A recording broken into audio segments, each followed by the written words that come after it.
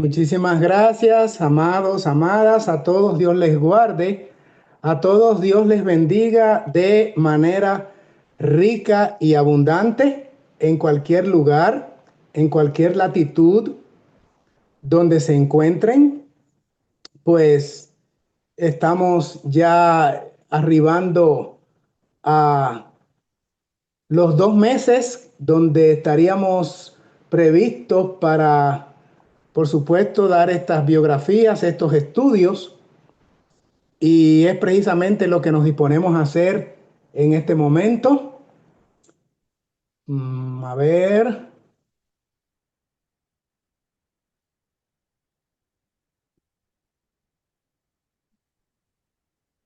vamos a compartir acá pantalla. Ya veo que tendremos que hacerlo como lo hicimos pues la última vez, pero es un asunto de detalle técnico que se resuelve Dios mediante. Bien, aquí estamos. Pues vidas que inspiran Esteban. En las ponencias anteriores, estudiando nuestros personajes bíblicos, hemos estado haciendo un recuento de algunos personajes, algunos de ellos, pues, con biografías muy extensas, como el caso de Abraham, por ejemplo. Por supuesto, la primera ponencia fue relacionada con nuestro Señor Jesucristo, hombre, y luego entonces seguimos allí con Abraham, el padre de la nación hebrea, aprendimos muchas cosas, y también luego Moisés, y entonces luego tratamos otras características, otros caracteres bíblicos interesantes, las damas, ¿verdad? Entramos allí con el caso de Débora, seguimos con Ruth, y entonces María, la madre de nuestro amado Señor. ¿A quién más tratamos? Creo que, ¿verdad? Esos han sido los personajes, y entonces hoy entramos a considerar lo que dicen las escrituras en relación con este personaje sumamente interesante, Esteban, del cual no hay un registro tan pormenorizado, tan abundante, no hay tantísimos datos en relación a Esteban, pero lo que dice el libro de los Hechos de los Apóstoles en las Escrituras, un libro de historia del Nuevo Testamento, pues es tan conciso, tan determinante, porque presenta un personaje único que, si bien no es referido en otros lugares, pues de todas maneras allí los indica, lo presenta como un hombre con la posesión completa del Espíritu Santo en su vida. A Esteban se le conoce, y con razón, como el primer mártir cristiano. Y algunos podrían observar y podrían preguntarse tal vez con alguna razón, pero ¿y qué tal entonces Juan el Bautista, que fue inmolado, fue hecho muerto antes de Esteban? Bueno, lo que ocurre es que cuando Juan Bautista es decapitado por sugerencia, ustedes conocen la historia de Herodías, luego de la danza de su hija Salomé, y entonces la petición de traer, ustedes conocen, la cabeza en un plato, y Herodes, que estaba viviendo en una relación ilícita con Herodías, Herodías, llena de celo, pues entonces quiso sacar de circulación. En esas circunstancias y en esas características, no podemos establecer que Juan el Bautista fuera el primer mártir cristiano, aunque fue el precursor de Cristo, por supuesto, ¿verdad? Quien le antecedió y quien presentó a el Cordero de Dios que quita el pecado del mundo. Pero la muerte de Juan el Bautista no está relacionada directa, específicamente y particularmente de manera puntual con la enseñanza del Evangelio, sino que fue un capricho de esta mujer que, por razones de celo y por sentirse ella lastimada por las declaraciones de Juan el Bautista de que su relación era ilícita, llena de encono, entonces trae aquí la propuesta de que sea quitado del camino para que no estorben su proyecto de vida personal de vida pecaminosa, licenciosa en la cual ella estaba viviendo. En el caso de Esteban, sin embargo, fue un mártir de la fe de la era ya cristiana, porque ya Cristo había muerto en la cruz, ya había establecido los estamentos y los patrones particulares de obediencia, estableciendo la iglesia del Nuevo Testamento, dándole la autoridad a los discípulos. Y entonces en ese contexto, luego también de la experiencia de Pentecostés, donde los discípulos convertidos en apóstoles comienzan con la difusión del mensaje, entonces ya comienza a difundirse la verdad del evangelio, y ya entonces de manera particular comienza a provocar el evangelio, la predicación del evangelio, un odio en las autoridades romanas, que lo que hicieron con la muerte de Cristo fue complacer más bien las insinuaciones de los judíos que sí odiaban a Cristo. Pero ya en este punto, Roma, quien se había unido por supuesto a la cristiandad de los judíos, ya tienen un propósito particular de cercenar, de cortar el avance del cristianismo, y había ya prohibición para que el nombre de Cristo no fuera difundido.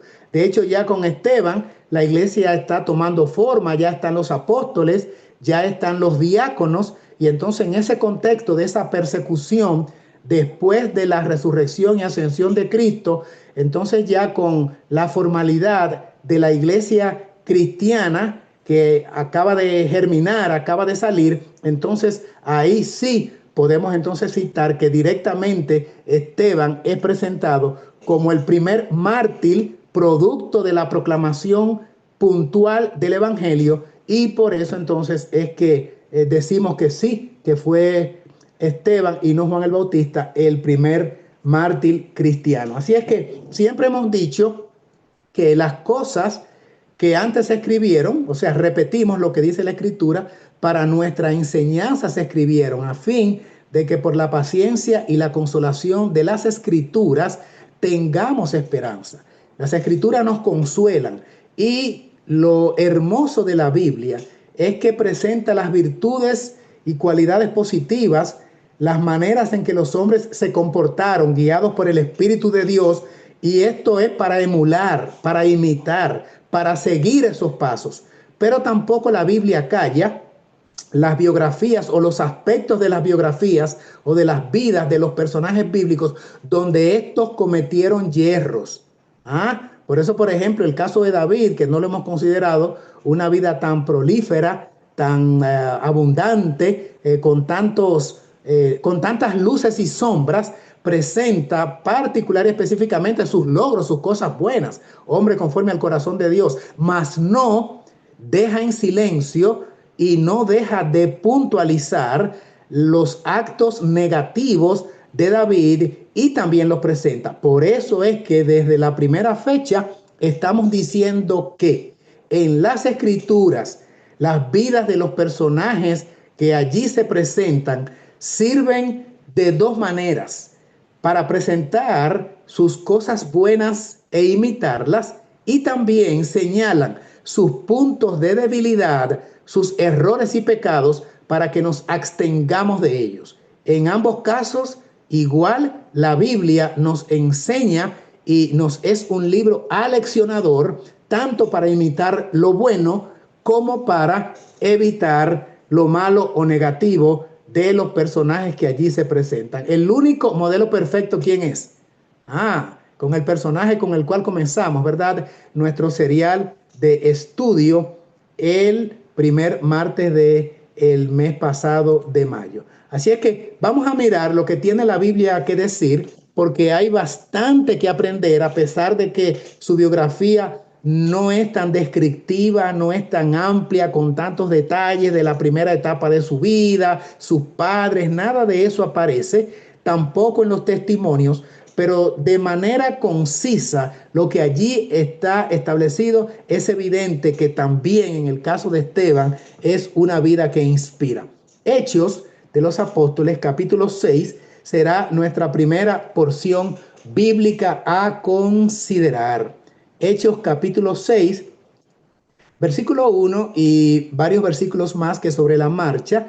iremos leyendo. Esto es lo que dice la palabra escritural inspirada. Leemos y citamos. En aquellos días, como creciera el número de los discípulos, hubo murmuración de los griegos contra los hebreos, de que las viudas de aquellos, de los hebreos, de los griegos, eran desatendidas en la distribución diaria. Hago una pausa aquí. Ustedes saben que parte del espíritu de Pentecostés, como dice el libro de los Hechos capítulo 2, era que tenían todas las cosas en común. Y dice la palabra que ninguno de ellos tenía necesidad. Y de manera equitativa, los bienes que llegaban a la administración de los honestos, honrados y espirituales apóstoles, había una distribución para que los hermanos fuesen abastecidos, especial y particularmente aquellas personas pues pobres de solemnidad, aquellas personas con situaciones precarias y que de alguna forma eran más vulnerables. Y en esa lista de necesitados estaban las viudas. Y entonces los creyentes que ya no solamente eran judíos, sino que los gentiles comenzaron a sumarse en la iglesia, cualificaban igual porque ya no hay varón ni hembra, ni hay judío, ni hay gentil, ya no hay circunciso o incircunciso, sino que todos son ahora uno en Cristo Jesús. Pues estaban incluidas estas mujeres viudas griegas de ya el pueblo de Dios, de la iglesia, pero de alguna forma alegaban, por lo menos algunos, que estaba habiendo un poquito de discriminación, como que no era justa la distribución, por las razones que fueran. Bien, seguimos con el versículo 3. Aquí está la propuesta debido a ese impasse, a ese nudo, a esa situación no agradable que se presenta en la comunidad cristiana recién nacida, por supuesto, porque esto fue un poquito después del día de Pentecostés. Cristo ya había ascendido al cielo, pero no hacía mucho tiempo. Así es que estaba todo comenzando, estaban en proceso de organización. Versículo 3. Buscad, pues, hermanos, de entre vosotros a 7 varones de buen testimonio, característica de los 7 varones, llenos del Espíritu Santo. ¿Y qué más? Y de sabiduría, a quienes encarguemos de este trabajo. Así es que los apóstoles con mucha sabiduría traen esta propuesta, la cual, de acuerdo al versículo 5, agradó la propuesta a toda la multitud. Y ahora proceden a elegir a estos 7 servidores que van a llamarse diáconos, que quiere decir asistente para beneficio. Y eligieron, y el nombre primero que sale a relucir es Esteban, varón lleno de fe y de el Espíritu Santo. Y entonces nombra los que completarían ese grupo especial que trataría con las necesidades de las personas precarias en cuanto a bienes materiales. Completan la lista Felipe, Prócoro, Nicanor, Timón, Parmenas y a Nicolás, los cuales presentaron ante los apóstoles, ¿verdad? Allí después de la elección de la iglesia, quienes orando los apóstoles los dedican a Dios con el rito de la imposición de manos, lo que indica dedicación especial a un servicio para Dios. Así es que los diáconos son ordenados, así también como los apóstoles, obispos o presbíteros o ancianos, que en la Biblia es exactamente lo mismo. Son palabras intercambiables. En los tiempos bíblicos, un anciano es exactamente lo mismo que un pastor, sin ninguna diferencia. Hoy en el modernismo de la época contemporánea hay algún tipo de diferencia que tiene que ver con estudio, con dedicación a tiempo completo y demás, pero en el primer siglo no fue así. Eran exactamente lo mismo, pastores, ancianos, presbíteros, obispos. pero sí había una diferencia, como lo establece el texto, entre los apóstoles y los diáconos, los apóstoles en este caso que eran los pastores, y los diáconos, porque tenían una asignación particular y específica.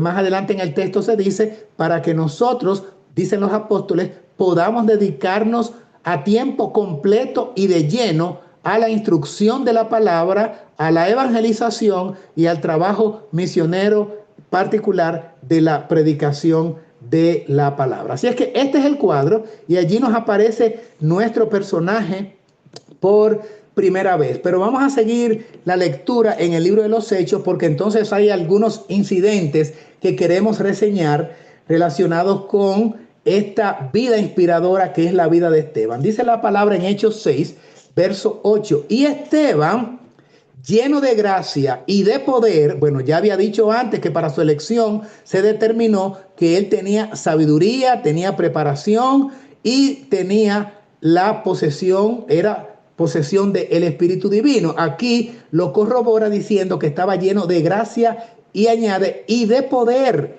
Y un dato entonces que aparece de Esteban, que no está relacionado, por ejemplo, con los otros nombres que aparecen en la lista de diáconos, dice de Esteban que hacía grandes prodigios y señales entre el pueblo.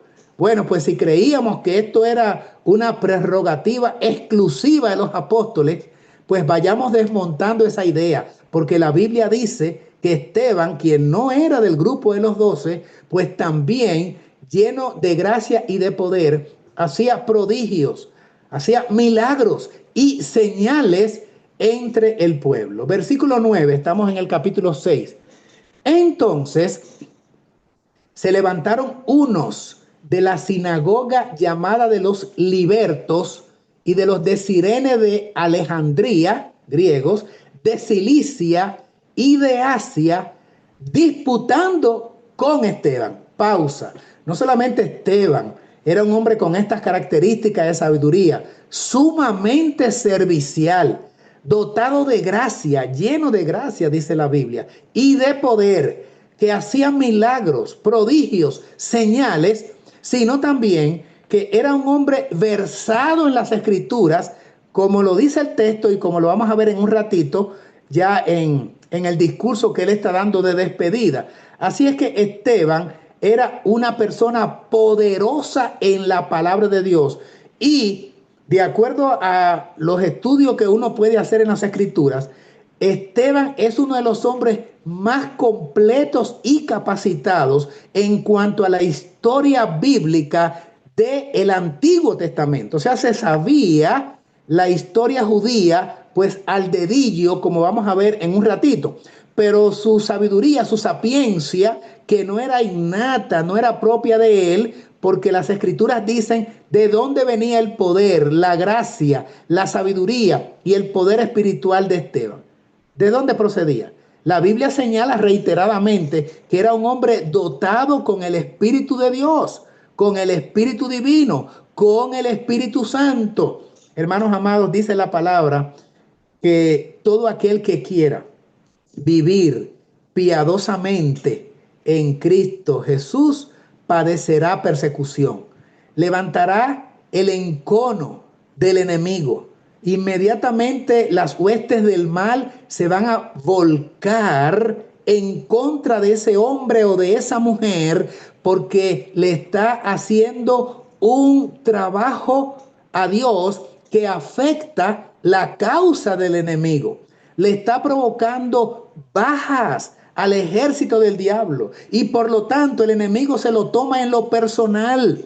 Fue así con Cristo, fue así con todos los discípulos, fue así con los profetas que fueron apedreados y muertos en el Antiguo Testamento. Fue el caso de Esteban, como estamos mirando en esta cita. ¿Y qué será entonces del pueblo remanente de esta última etapa? Terminándose ya la gracia, a punto de desembocarse los grandes eventos que la profecía ha señalado. ¿Pasaremos incólumes nosotros? ¿No seremos tocados por el enemigo? ¿No vendrá también la oposición? Cuando la Biblia dice, todo el que quiera ser fiel recibirá persecución.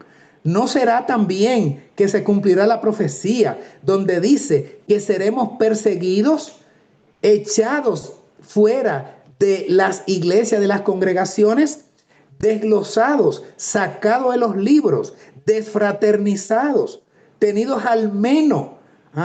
¿No será además que se nos calumniará, se levantarán falsas sospechas y falsos testimonios en contra de aquellos hombres y mujeres que en esta etapa crucial de la vida de este mundo, pues pretendan dar un testimonio claro, específico, directo, contundente, denunciando las obras de las tinieblas, el hombre de pecado, y ensalzando las verdades y los principios establecidos en las Escrituras, predicando con un escrito está, a la ley, al testimonio?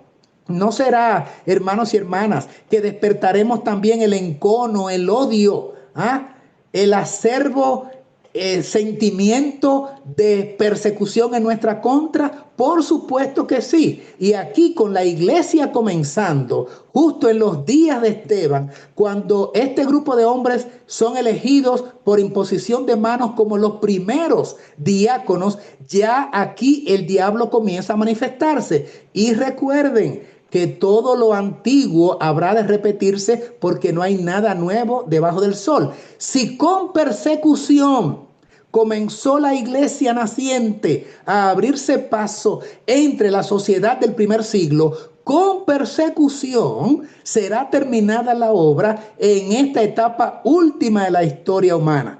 Pero ellos tuvieron la lluvia temprana, el derramamiento del Espíritu Santo. Nosotros tendremos la lluvia tardía, el derramamiento del Espíritu Santo con poder y con grande potencia. De manera que los mismos recursos que estuvieron a favor y disponibles para Esteban, lo propio ocurrirá con nosotros. Así es que lo que el texto aquí está describiendo es precisamente lo que será la reiteración de la historia en su momento con nosotros. Por eso dice el versículo 9, allí en letras azules: entonces se levantaron de estos diferentes lugares que estaban disputando con este siervo de Dios llamado Esteban. Versículo 10 en letritas negras dice: pero no podían resistir a la sabiduría y al espíritu con que hablaba. Ahora yo quiero preguntarles a ustedes, ¿dónde estudió Esteban que sencillamente opacaba, aplastaba con sus argumentos, no con arrogancia, no con orgullo, no con manifestación de presentarles recursos académicos o trayendo a colación su capacidad, sus degrees, sus diplomas, su capacidad formada en institutos de enseñanza, sino que en Esteban se cumple lo que dice Zacarías en el Antiguo Testamento: no con espada ni con ejército, sino con mi espíritu, ha dicho el Señor. Así ha trabajado Dios con los fieles a través de toda la historia. Y lo propio ocurrirá con nosotros si, puestos en las manos de Dios, nos disponemos a ser atalayas fieles en los muros de Sión, dándole a la trompeta un sonido certero. De manera que no serán escogidos los siervos de Dios por preparación en institutos de enseñanza, sino por la dotación de espíritu que va a radicar en la vida de esos creyentes. Y el espíritu en la vida de los creyentes es Cristo mismo formado dentro de ellos, como dijo Pablo: con Cristo estoy juntamente crucificado. Y la vida que vivían estos santos obviamente era la misma vida de Cristo. Así es que no podían resistir al Espíritu Santo cuando hablaba a través de Esteban. Y los argumentos presentados pues se desmoronaban ante sus propios absurdos. Nadie podía resistir la capacidad, la iluminación, el poder, la instrucción, la forma de explicar la Biblia, la contundencia de sus argumentos, la manera explícita, clara y directa en que hilvanaba la revelación profética. La Biblia que tenía Esteban era el Antiguo Testamento, pero estaba poseído por el Espíritu Divino y podía manejar las escrituras que tenía a la mano con un poder de lo alto que sencillamente derribaba cualquier argumento levantado en su contra. Ocurrió entonces que producto de sentirse derrotados y por este celo aparece lo que dice el versículo 11. Entonces sobornaron a unos para que dijesen que le habían oído hablar palabras blasfemas contra Moisés y contra Dios. ¿Qué les parece esto? ¿A qué personaje de la Biblia les parece a ustedes que aparece también esta misma propuesta? Cuando no pueden contra la solidez del argumento sólido y bíblico, entonces comienzan a inventar superfugios allí, invenciones, calumnias. Me estoy refiriendo a Cristo, por supuesto. ¿Qué ocurrió allí en el juicio de Cristo con los acusadores? Ah, bueno, este es un disociador. Este quiere de alguna forma provocar una situación de inconformidad, de desajuste en la sociedad. Está conspirando contra el gobierno romano. Él dijo tal cosa, dijo aquello. Ah, bueno, una de las cosas que él dijo es conspirando contra el templo, que lo derribaría y en 3 días lo volvería a levantar. Porque cuando no hay argumentos bíblicos, comienzan las calumnias, comienzan las mentiras, se comienzan a esgrimir argumentos falsos, se comienzan a inventar cosas y a poner en los labios del siervo enviado por Dios palabras que él nunca dijo. Y las que dijo comienzan a tergiversarlas. Hermanos, prepárense para eso. Usted no sabe cuál de ustedes o yo, no sabemos, podría estar siendo llevado a lugares públicos, quizás a la televisión, quizás a un panel social en algún salón, posiblemente a los tribunales, para que usted y yo demos razón de la verdad que hay en nosotros. Ahí es que Cristo dice en el Evangelio de Lucas: en esos casos no os preocupéis qué habéis de decir. No se preparen un discurso de antemano. No tengan una hojita preparada. No tienen que llevar una exposición de PowerPoint allí para convencer a la gente. Vayan con la fe de lo que han aprendido a través de sus años de caminar con Cristo. Es por eso que este es el momento de nutrirnos espiritualmente. Porque nadie, hermanos amados, podrá entonces presentar argumentos bíblicos si no ha tenido la experiencia, la vivencia de comer el pan espiritual fresco de la panadería de Dios, como sale cada mañana. A menos que no tenga ese hábito, entonces no tendrá los recursos almacenados en su lóbulo frontal, allí en su hipotálamo, para hacerle frente a los agentes del diablo que posiblemente vengan bien preparados.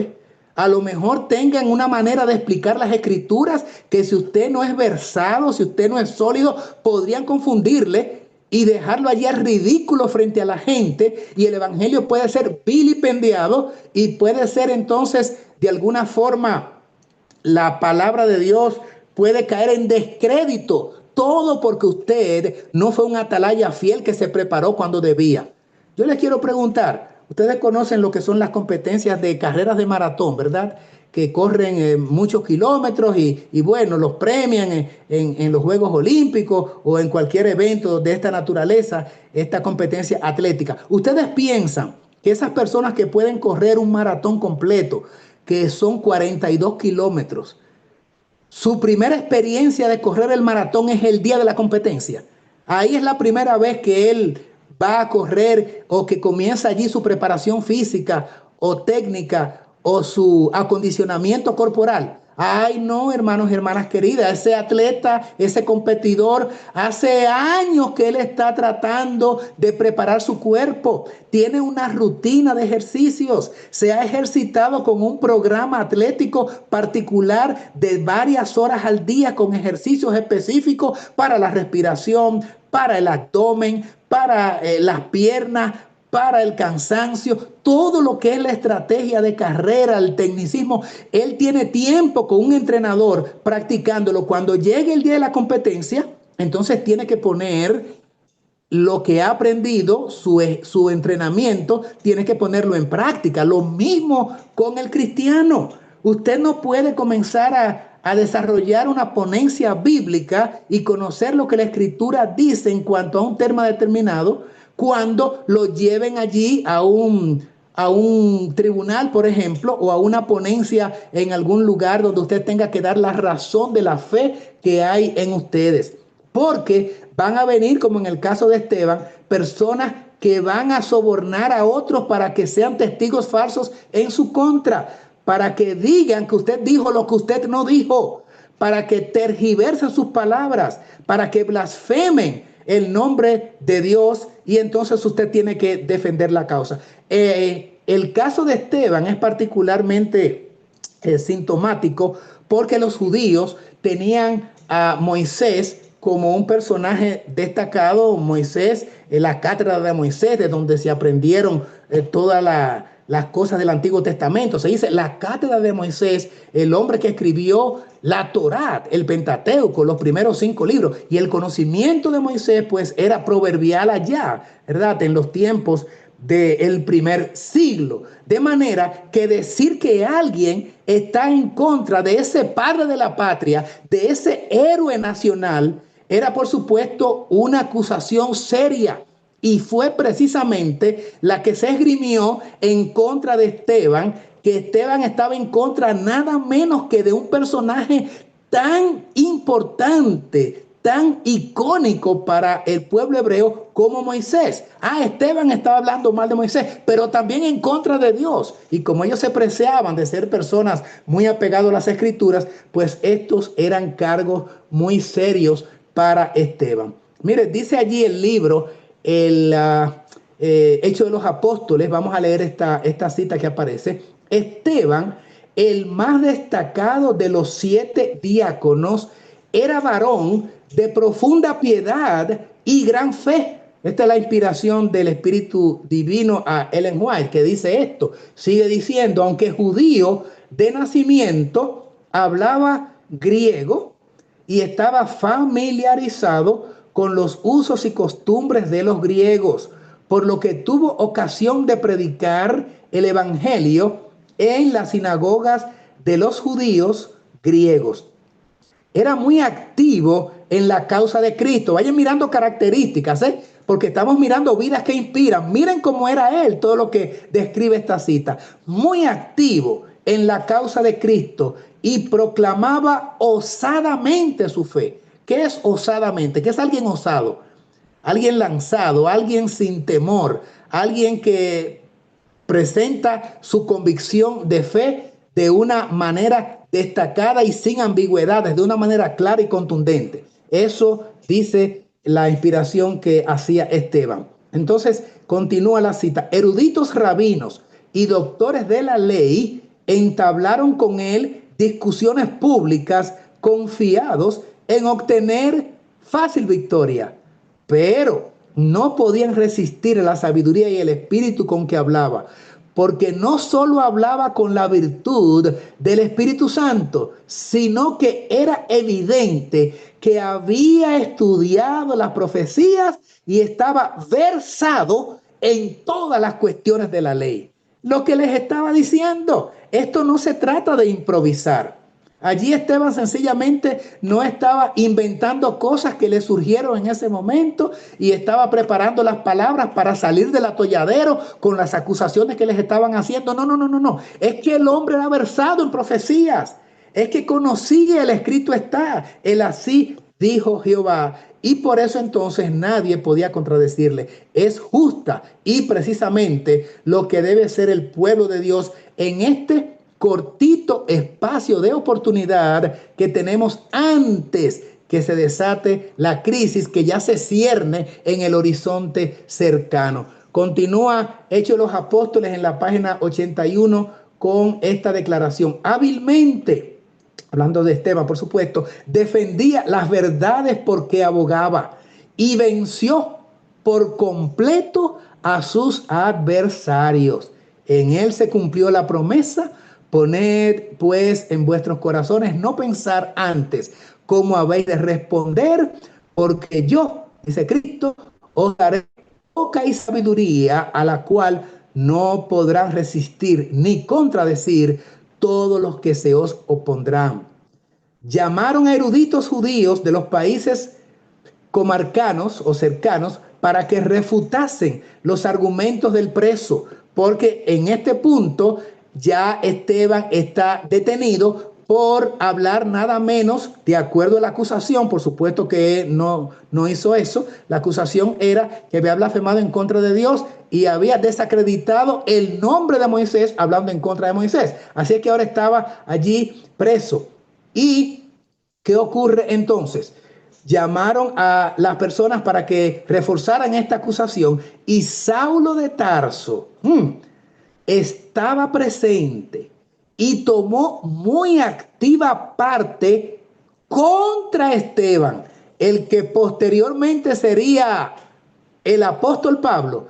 Aquí ahora es un enconado enemigo de Esteban, quien está siendo la figura destacada usada por Dios antes que surgiera el apóstol Pablo. Importante, importante, como lo reseña aquí, justamente con los apóstoles, ¿verdad? Juntamente con los apóstoles.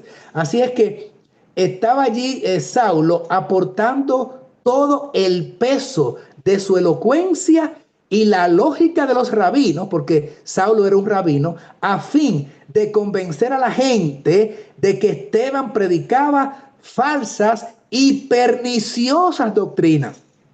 ¿Quién decía que Esteban era un falso? Lo decía Saulo. ¿Quién decía que Esteban estaba predicando cosas falsas? Lo decía Saulo. ¿Quién decía que eran cosas perniciosas, que dañaban, que corroían la estabilidad social y de la población de circunvecina? Lo decía Saulo, un enemigo radical. Afortunadamente, sabemos lo que ocurrió, por supuesto, más adelante con Saulo, que llega a ser el gran apóstol Pablo. Pero Esteban nunca conoció a Saulo en su faceta de apóstol Pablo. Sencillamente era un perseguidor terrible, y así lo entendía Esteban, porque fue justamente el abogado Saulo en contra de Esteban. Y dice que usaba su elocuencia, Saulo, porque era un hombre erudito, era un hombre estudiado, era un hombre versado, con capacidad de expresión, de dominio del lenguaje y con el don de convencimiento. Así es que todas esas posibilidades Saulo las usó en contra de Esteban. Y entonces, miren qué ocurre producto de el ánimo que Saulo está insuflando, la motivación, la arenga de Saulo para que estén en contra de Esteban. Y entonces esto produjo resultados. Y Hechos capítulo 6 dice entonces la resultante consecuencia de esas difamaciones, de esas palabras mentirosas, de todas esas argucias que se estaban esgrimiendo en contra de Esteban, incluyendo por supuesto la ponencia del mismo Saulo de Tarso. ¿Y qué ocurrió? Pues estas cosas alborotaron al pueblo y a los ancianos y a los escribas, y arremetiendo, o sea, con mucho encono, mucho odio, le arrebataron y le trajeron al concilio, y allí entonces tenía él que demostrar ahora su inocencia. Lo llevaron ya ante la sala principal de audiencias y pusieron testigos falsos que decían: este hombre no cesa de hablar palabras blasfemas contra este lugar santo y contra la ley. Pausa. Hermanos, miren, ustedes notan cómo estas personas están acusando a un hombre de Dios, supuestamente defendiendo las cosas espirituales. Ustedes están mirando lo que está ocurriendo ahora en los Estados Unidos, por ejemplo, donde se está diciendo que urge la necesidad. Es urgente que la nación se vuelva cristiana para salvarlo del atolladero en el cual está sumido y para liberar a América de todas esas amarras sociales y de las desgracias que están ocurriendo, para restablecer la familia, para reunificar a la nación norteamericana y, como dice el presidente de turno, para hacer América grande otra vez, y que todo ello se logra solo y únicamente cuando el pueblo vuelva a la religiosidad Y por eso se está hablando de un día de reposo unificado y se está hablando, por supuesto, no del Shabbat, no del séptimo día, el día de reposo de Dios, sino del día del sol, primer día de la semana. Pero yo lo que quiero connotar aquí es que están esgrimiendo, están presentando argumentos espirituales, elementos religiosos, basados supuestamente en la Biblia, muy tergiversada y muy mal explicada, obviamente, pero están diciendo que es por asuntos espirituales y religiosos que deben imponerse esas medidas coercitivas, obligatorias, impositivas, para que la nación pueda ser liberada. Y eso no es nada, ¿eh? Dejen que comiencen a ocurrir grandes desastres y se diga, todo ello está ocurriendo por culpa de esa gente. Porque si acataran las disposiciones estatales y federales que se van a imponer, pues mejoraría grandemente la moralidad de la nación. Y estoy repitiendo prácticamente, literalmente lo que dice el conflicto de los siglos, cuando dice el conflicto inminente, ese capítulo. Así es que se va a culpar ¿a quién? Se va a culpar a los fieles de todas las desgracias. Y si hay un terremoto grandísimo, es por esa gente. Y si hay una nevada tremenda o una sequía o un huracán y lo que fuera, pues entonces esa gente son los culpables. Hay que extirparlos. Hay que exterminarlos. Esa gente blasfema. Esa gente está trayendo desgracias. Hay que hacer algo para sacarlo de circulación. Bueno, ese argumento fue presentado por Caifás en contra de Cristo en su juicio. Es necesario que un solo hombre muera y no que toda la nación perezca. Así es que con ese individuo hay que tomar medidas ejemplificadoras. Hay que hacer de alguna manera que él desaparezca. Hay que hacer un ejemplo con él. Y era lo que estaba ocurriendo allí con este fiel diácono llamado Esteban. Pusieron testigos falsos y ya ustedes saben que decían que dijeran palabras blasfemas, está hablando contra este lugar santo, contra Jerusalén, y está hablando en contra de la ley. ¿En contra de la ley? ¿Será que nosotros, guardadores del sábado, nos podrían estar acusando de que somos violadores de la ley? Hey, un momentito, ¿cómo que violador de la ley si somos promotores de la ley de Dios y de su obediencia implícita y completa? ¿Cómo ahora se nos tilda de justamente lo contrario? Bueno, los que han causado los males que habrán de venir dirán justamente que esos males, aunque fue precisamente por el desvarío de ellos, por la violación de la ley de Dios, donde el espíritu comienza a retirarse, pero dirán entonces que las causas las hemos provocado nosotros y eso ha sido una constante a través de la historia. Entonces miren una de las acusaciones que se le hacía, versículo 14. Pues les hemos oído decir que ese Jesús de Nazaret destruirá este lugar. Por favor, ¿cuándo Esteban dijo eso? ¿Y cuándo lo pudo haber copiado de las palabras de Cristo? Y también sigue diciendo entre las calumnias que le levantaron al pobre Esteban, y cambiará las costumbres que nos dio Moisés. Aquí, interesante, están poniendo a Moisés en contra de Cristo. ¿Ah? Que las leyes que nos dio Moisés, entonces este Cristo vino a cambiarlas y este Esteban está justamente promocionando ese caos, esa anarquía, ese desorden. Versículo 15, después de decir todas esas cosas y cuantas más, entonces todos los que estaban sentados en el concilio, al fijar los ojos en él, en Esteban, ay hermanos queridos, miren qué contundente esto allí en letritas rojas, vieron su rostro como el rostro, que dice la cita, de un ángel, el versículo 15. Con todas las acusaciones que le estaban haciendo a Esteban, él se mantenía como sereno, confiado en Dios, tranquilo, irradiando una paz y con su mirada demostrando que verdaderamente, como dice en varios textos, el mismo Espíritu Divino estaba conduciendo a este siervo de Dios.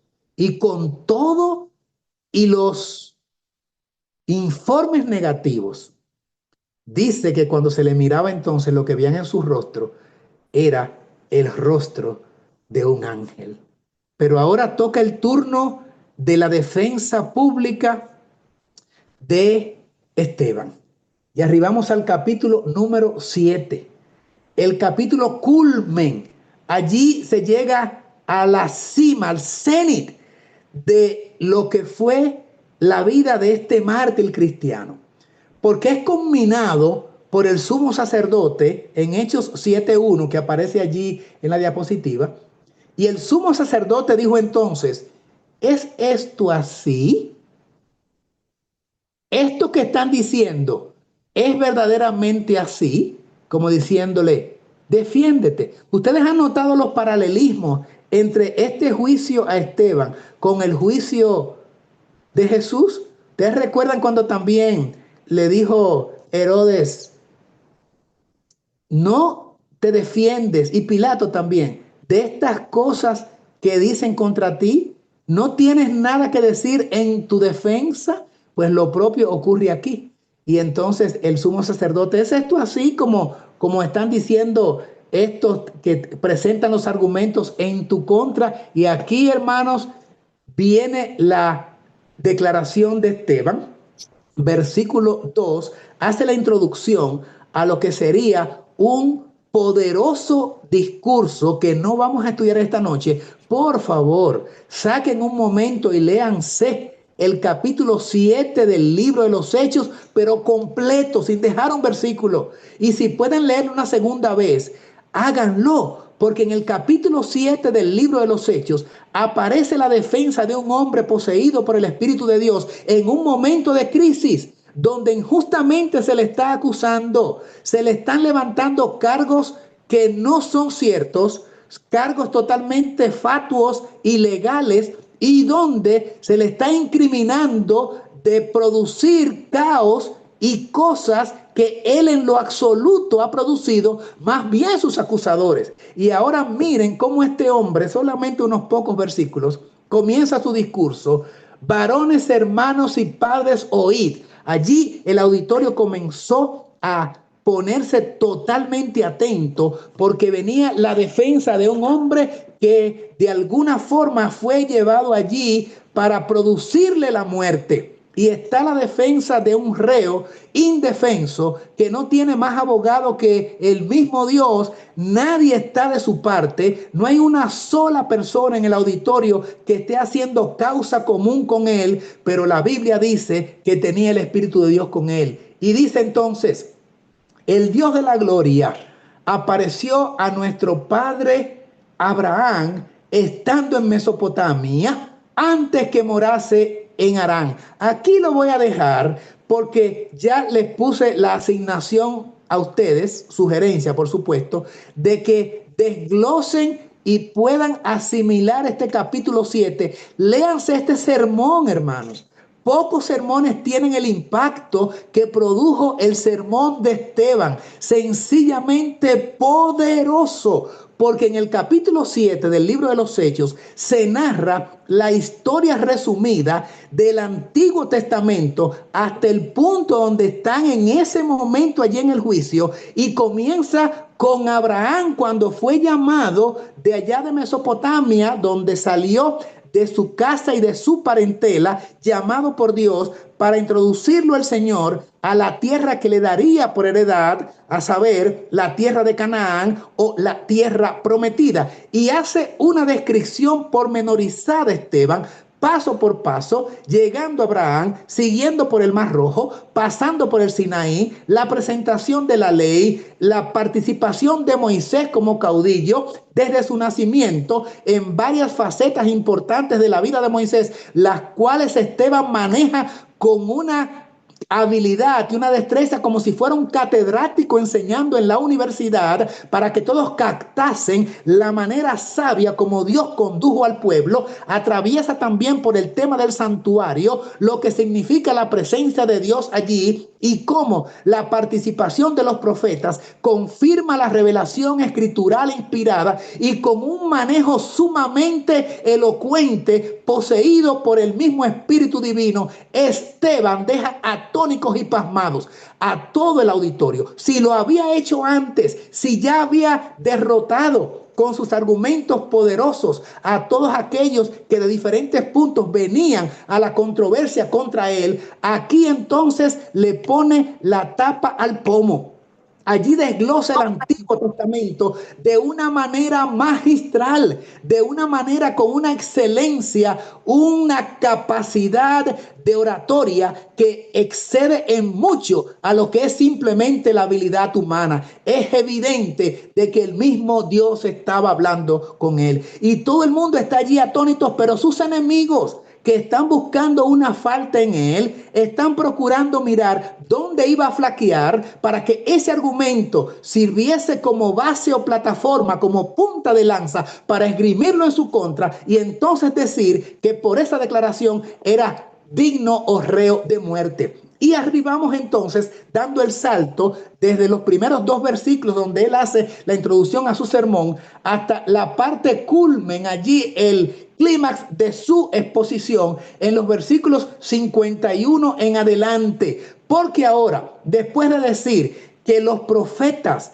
fueron hechos muertos y perseguidos luego de toda la manifestación gloriosa y portentosa de Jehová en el Antiguo Testamento, y entonces pasa a decir de una manera contundente en el versículo 51 esta expresión que está marcada allí con letritas rojas, y le dice Esteban como parte de su sermón: duros de cerviz, incircuncisos de corazón y de oídos.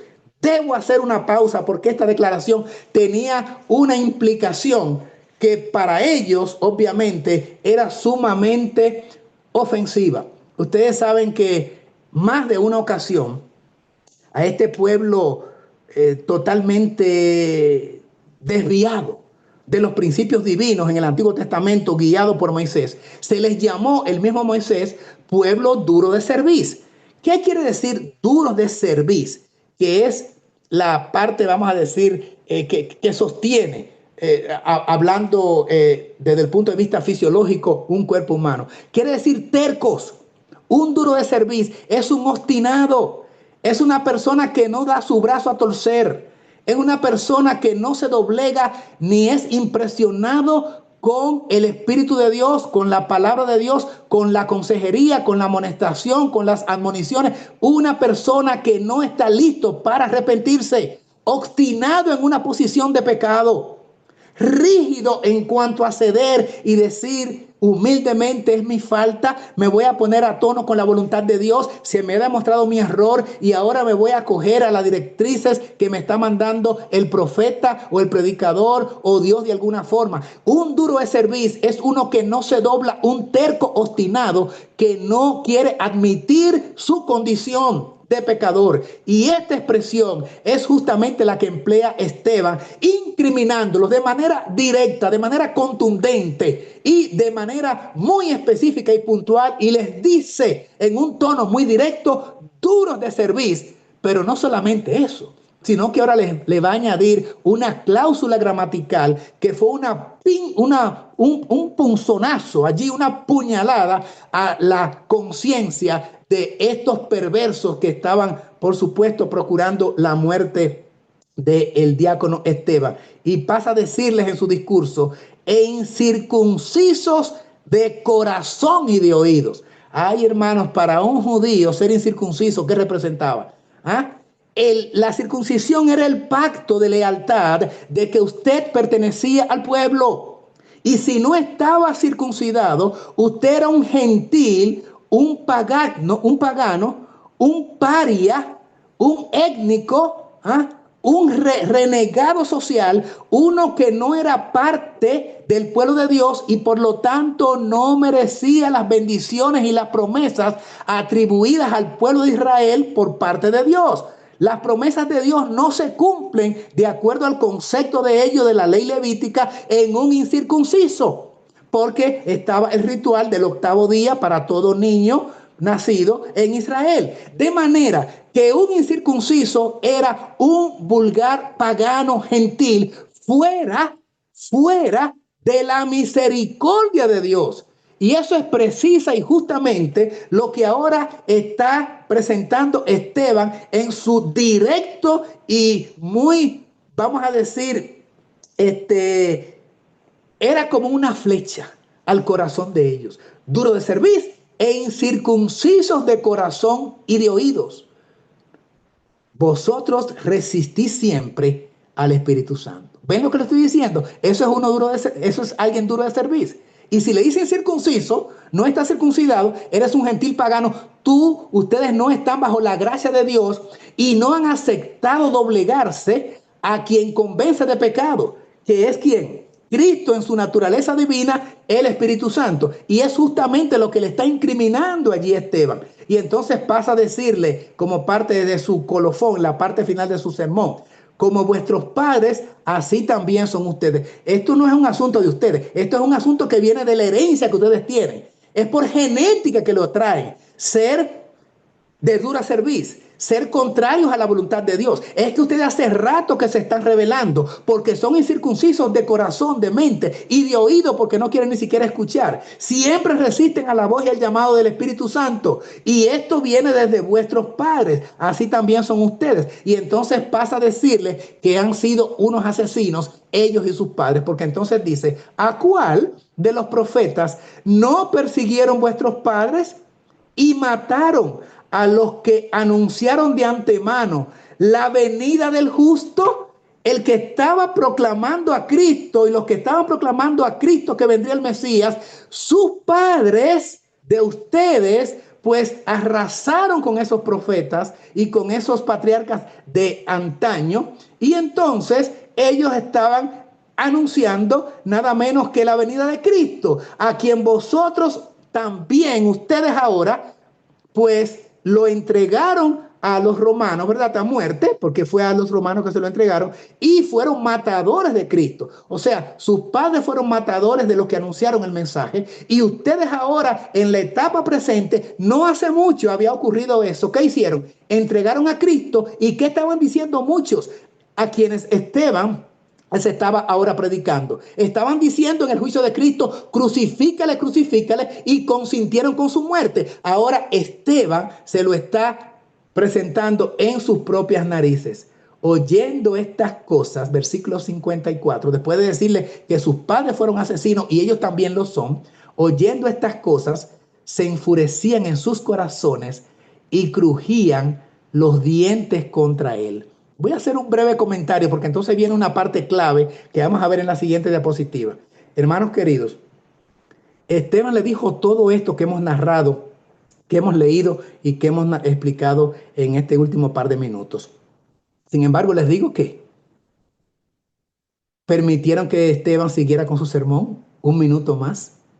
Pero dice el texto que se enfurecían tanto que sus dientes rechinaban, dicen otras versiones, crujían, se amarraban la boca y los dientes de rabia, porque eran iracundos, porque tenían el furor de la fornicación, como dice que tendrá los seguidores de la bestia. El vino del furor, furor quiere decir ira, furia, y así de bravos, de enojados, de iracundos estaban estas personas que escuchaban el poderoso sermón de Esteban en su colofón, en su parte final.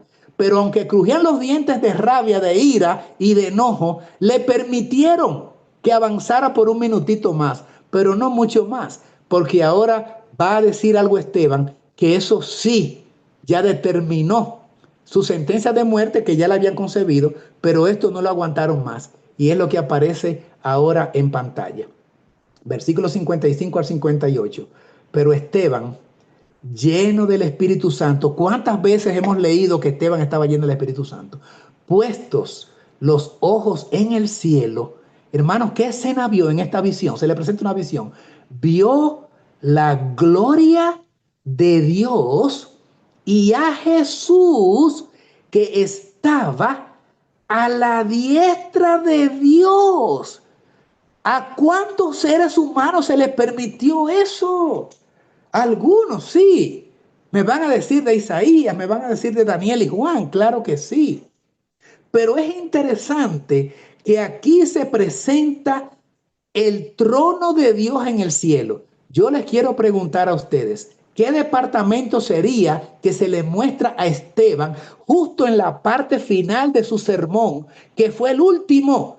Y ya le quedan segundos para terminar su sermón porque él iba a continuar, pero lo interrumpieron y de qué manera. Pero ¿en qué departamento es que se presenta la visión? En el lugar santo.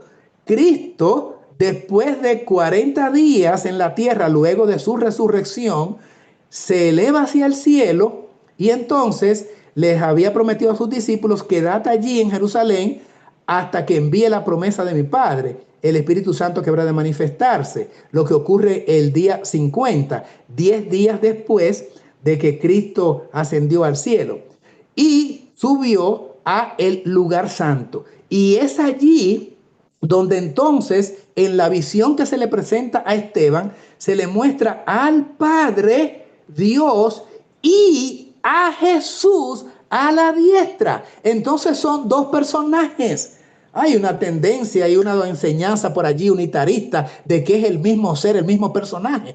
Todos los profetas, que no fueron muchos, y vieron la visión celestial del trono de Dios, ven justamente al anciano de días, como lo vio Daniel, y al Hijo del Hombre a su diestra. Precisamente lo que está mirando Esteban aquí, la gloria de Dios y a Jesús a la diestra de Dios. Versículo 56, y dijo, lo que él vio entonces ahora lo narra en su sermón. He aquí veo los cielos abiertos y al Hijo del Hombre que está a la diestra de Dios, al Padre y al Hijo. Versículo 57. Antes de leer el versículo 57, ustedes recuerdan qué pasó en los versículos anteriores, donde él les dijo que tanto sus padres como ellos que estaban allí escuchando el sermón eran asesinos porque mataron a los profetas y también mataron a Cristo. Pero todavía se aguantaron con todo y que le dijeron asesinos, con todo y que le dijeron de dura cerviz, y aún le dijeron incircuncisos, una ofensa para un judío. Pues soportaron, por así decirlo, estoicamente, valientemente, aguantaron allí esas declaraciones tan contundentes de Esteban. Hermanos amados, lo que no aguantaron ellos más fue esta declaración de que el Cristo que ellos habían crucificado era el verdadero Hijo de Dios, al punto de que asciende al cielo y en el trono de Dios, en el lugar santo, ahora está el Padre y ahora está Cristo el Hijo a la diestra de Dios. Y es la visión que Esteban les está presentando, indicando lo genuino de la labor de Cristo en esta tierra como Hijo verdaderamente de Dios, la filiación que hay entre padre e hijo y la misión de Hijo de Dios de restaurar a través del plan de redención por medio de su labor mesiánica, y que Cristo era el verdadero Mesías. Eso no lo soportaron, igual que no soportaron cuando Cristo, cuando lo conminaron después de todas las acusaciones y le dijeron, pero ¿quién eres? ¿Eres tú entonces el Hijo de Dios? Tú lo has dicho, es como tú dices. Sí, quiso Cristo decir, soy el Hijo de Dios. Lo ha dicho, ha blasfemado, ha dicho que es Hijo de Dios, es digno de muerte. Eso es lo que los oídos de los impíos no soportan, o de los pseudos cristianos no soporta. Los así llamados cristianos no soportan que se diga que Cristo es el Hijo de Dios. Provocó la muerte de Cristo y fue lo que motivó que no se siguiera con el discurso de Esteban. Le dijo cantidad de cosas, se pusieron bravos y rechinaron los dientes, pero le permitieron seguir. Pero donde no le permitieron seguir fue cuando dijo, Cristo el Hijo de Dios está a la diestra del Padre, allá en el trono celestial. ¿Qué pasó cuando dijo eso? Entonces, dando grandes voces, se taparon los oídos y arremetieron a una contra él, porque eso no se quiere escuchar. Eso no se quiere escuchar. Hermanos y hermanas, quiero hacerle una pregunta ya a cierre. Estamos en 3 minutos terminando. ¿Cuánta gente hoy se está tapando los oídos de manera literal o tal vez no literal, pero con indiferencia al mensaje bíblico real, contundente, específico, directo, puntual, que es una línea que se traza de Génesis a Apocalipsis, de que Cristo es el Hijo de Dios. ¿Cuántos hoy, igual que estos, se están tapando los oídos? ¿Cuántos? ¿Decenas? ¿Centenas? ¿Miles? Sí, mucha gente. Y entonces dice, y echándole fuera de la ciudad, otra similitud con Cristo, que también fuera del muro, fuera de las puertas, porque de acuerdo a los judíos era mancillar el lugar santo de Jerusalén, haciendo que alguien muriera, pues en su periferia. Así es que en el territorio allí dentro de los muros. Así es que lo sacaban por la puerta y fuera de la ciudad estaba allí el Gólgota, el Calvario, y allí precisamente fue crucificado Cristo. Lo propio están haciendo con este siervo divino llamado Esteban, con la posesión del Espíritu Divino en él, y echándole fuera de la ciudad, le apedrearon. Y los testigos pusieron sus ropas a los pies de un joven que se llamaba como Saulo.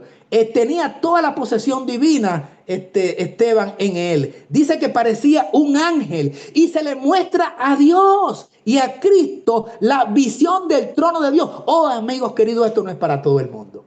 Y la verdad contundente de un hombre que en visión está en el mismo cielo y se la describe, no es aceptada porque son de dura cerviz, son tercos, son obstinados, y son incircuncisos de corazón y de oído. Y por lo tanto, cuando les dice que Cristo, el Hijo de Dios, está a la diestra del Padre, no lo resistieron, se taparon los oídos. Y entonces, ¿qué hacen? Lo sacan fuera de la ciudad y allí lo apedrean. Dice el libro de los Hechos 7, 59 y 60, y apedreaban a Esteban mientras él invocaba y decía. ¿Qué decía Esteban? Maldiciones, injurias, defensa o acusaciones en contra de ellos. Señor Jesús dijo, recibe mi espíritu. Puesto de rodillas, clamó a gran voz, Señor, no les tomes en cuenta este pecado. ¿Qué dijo Cristo en la cruz? Padre, perdónalo porque no saben lo que hacen. Aquí Esteban, Señor, me están apedreando. Todas estas piedras que me están llegando a la cabeza, a diferentes partes, pues definitivamente la lapidación es una de las muertes más crueles, porque usted no muere de una pedrada usualmente, sino que debe ser un cúmulo de golpes en diferentes partes hasta que expira. Y sin embargo, con todo y esto, este hombre está diciendo, Señor, no les tomes en cuenta este pecado. Y dicho esto, durmió. Y Hechos 8:1, y Saulo, que vuelve a aparecer en la historia de Esteban varias veces, consentía en su muerte. En aquel día hubo una gran persecución contra la iglesia. Se inició con Esteban, y de ahí en adelante siguió la persecución ¿para quién? Para el resto de la iglesia que estaba en Jerusalén. Y todos fueron esparcidos por las tierras de Judea y de Samaria, salvo los apóstoles. Por eso es que se dice Esteban, el primer mártir de los cristianos, porque arreció la persecución producto del apedreamiento de Esteban. Allí, por cierto, hermanos amados, pues terminó la gracia para el pueblo judío. Las 70 semanas terminan con este evento, o sea, los 490 años, que es la primera parte de la gran profecía de tiempo, de los 2300 años. Que comenzó allá, sabemos, 457, decreto de Artajerjes, y entonces los primeros 490 años llegan hasta el año 34, donde ocurre el incidente, el evento que estamos ahora leyendo en las Escrituras. Y entonces allí termina la gracia para Israel como nación. Por eso no son más un pueblo escogido, sino que ahora tienen que salvarse de manera individual. Ahora el Israel espiritual está diseminado por todo el mundo y tú y yo hoy tenemos el honor y el privilegio de ser parte del Israel espiritual a través de la sangre de Cristo que ahora nos une como familia. Y finalmente el último versículo en Hechos 2, capítulo 8, versículo 2. Y hombres piadosos llevaron a enterrar a Esteban e hicieron gran llanto sobre él. Hubo mucho dolor en la iglesia del primer siglo, hermanos. Mucha tristeza, porque este hombre era un hombre de bien, de dar todo lo que tenía en favor de los demás. Por eso fue el primero entre los diáconos y por eso estas características dignas de ser emuladas. ¿Acaso les pregunto yo, no es verdad entonces, no será verdad entonces que Esteban es una vida que inspira? Una vida que inspira, ¿verdad que sí? Esteban definitivamente es una vida que inspira. Por lo tanto, hermanos queridos, mirémonos en este espejo, porque lo que padeció este hombre por creer que Cristo es el Hijo de Dios, ¿m? Precisamente viene para el pueblo de Dios de los últimos días. No sé si habían hecho la conexión de que Cristo es hecho muerto, su sentencia final es decretada después que él dice que es hijo de Dios y se parece tanto a la vida de Esteban y sus padecimientos finales allí, que también Esteban pues padece la muerte por decir que está mirando a Cristo en visión, el Hijo de Dios, a la diestra del Padre. Y ya eso no fue soportado, se taparon sus oídos y con eso terminó el sermón y ahí debió ser muerto Esteban apedreado como lo registran las Escrituras. Que esta vida que inspira pueda motivarnos a nosotros que esperamos el fin de los tiempos, porque muchas de estas cosas van a repetirse ahora en la persona de los fieles en la última etapa de la historia. Hermano, hermana querida que ha estado allí, Dios bendiga tu vida, la de tu familia, tu propósito de ser fiel a Dios hasta el final, que así sea. Comparte este mensaje cuando mi hermanita Marta, la encargada técnica, tenga el tiempo de subirlo para que otras personas pues, puedan hacer la conexión también. Y de igual que tú y yo, particularmente yo, he recibido mucha inspiración porque me veo reflejado en la vida de Esteban y que también esta motivación sirva para nosotros, todos los que estamos ahora conectados y los que van a oír este mensaje diferido más adelante, y que todo el honor y la gloria sea para Dios. El Señor nos bendiga abundantemente. Muchas gracias, nos vemos la semana que viene, otra vez a la misma hora, donde estaremos mirando otra vida que inspira. ¿Saben quién? ¿A quién vamos a ver entonces el próximo martes, si Dios quiere?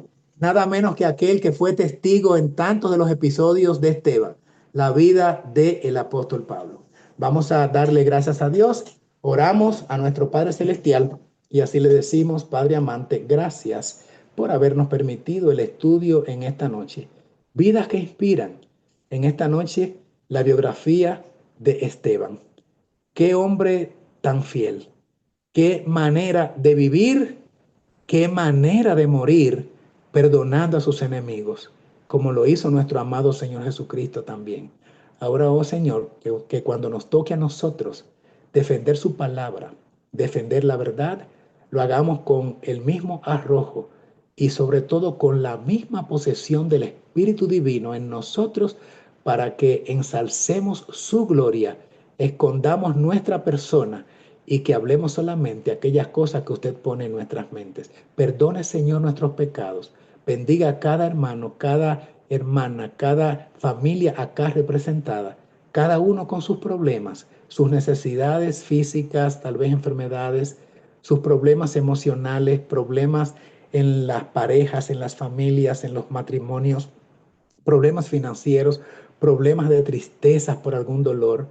Cualquiera sea el caso, Señor, venimos ahora al altar conforme a su voluntad y a través de los méritos de Cristo, por fe, entramos por medio de nuestro representante al lugar santísimo para que Cristo defienda nuestros casos y que podamos, Señor, ser fiel en toda circunstancia y que no amemos nuestras vidas, o sea, que no consintamos en pecar ni aún ante la misma posibilidad de ser muertos. Esteban no flaqueó, pero su lugar está asignado y está reservado en el reino de los cielos porque peleó la batalla de la fe y salió triunfante. Gracias por esta vida que inspira, que pueda ser propia, en nuestra misma experiencia. Esta plegaria, conforme a su voluntad, la elevamos en el nombre glorioso de nuestro amado Señor Jesús. Amén, Señor. Feliz noche para todos Amén. Amén. y en abundancia. Gracias.